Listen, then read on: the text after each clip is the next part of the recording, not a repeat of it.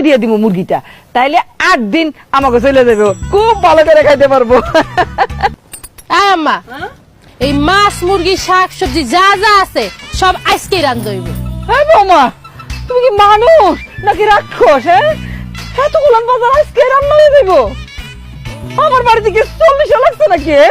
পুরা গ্রামবাসীর দাওয়াত দিয়ে খাওয়াবো নাকি? কি বলেন আম্মা, গ্রামবাসীরা ডেকে খাওয়াবেন কেন? এই সব কিছু তো আমি খামু। কি খাবো মা? তোর পেটের ভিতর কি আছে? এত মম আছে নাকি? এত খাইতে পারে নাকি মানুষ? অসম্ভব। এত রান্না একদিনে রান্ধন দেব না। আমার কথায় আমার সংসার চলবো। আমি কইছি যতটুকু রান্ধবো ততটুকু রান্ধন নেবো, এর বেশি কিছু না। আমি সব বাজার গুছাই রাখবো।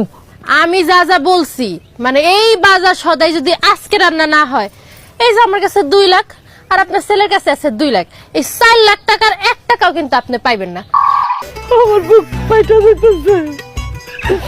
এতগুলো জিনিস আমি একদিনে পাক